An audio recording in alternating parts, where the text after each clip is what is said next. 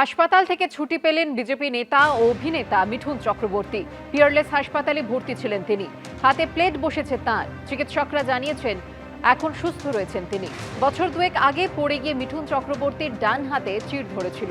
তখন বেঙ্গালুরুর হাসপাতালে অস্ত্রোপচার হয়। পরে ফের হাতে যন্ত্রণা শুরু হওয়ায় কলকাতার পিয়ারলেস হাসপাতালে ভর্তি হন তিনি। শুক্রবার হাসপাতালে গিয়ে মিঠুন চক্রবর্তীকে দেখে আসেন মুখ্যমন্ত্রী শুভেন্দু অধিকারী।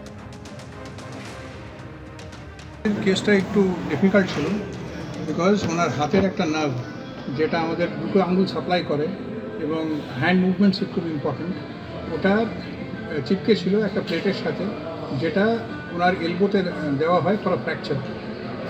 প্রথম অপারেশনটা বাইরে অন্য জায়গায় করা হয়, কিন্তু নার্ভ চিপকে যাওয়াতে এবং প্লেটের স্ক্রুগুলো ওই নার্ভের ওপর কম্প্রেস করাতে ডিসাইড করা হলো যে শুধু প্লেটটা বার করলে হবে না, এই নার্ভটাকে ফ্রি করে এটাকে একটা নতুন পজিশনে দিতে হবে যাতে ওনার হাতের ফাংশনটা ফিরে আসতে পারে।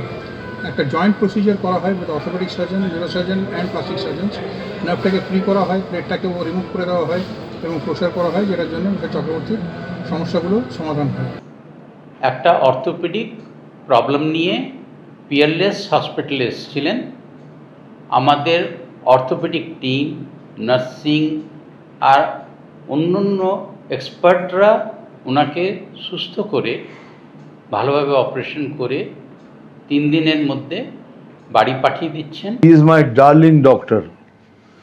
Doctor Somnath De is my darling doctor. মানে এত মিষ্টি লোক, ভদ্রলোক, ভালোবাসার লোক, কথাবার্তা না বাড়ে এত স্মুথ হয়েছে কিছু বুঝতেই পারিনি। ভেরি ফ্র্যাঙ্কলি স্পিকিং কিছু বুঝতেই পারিনি।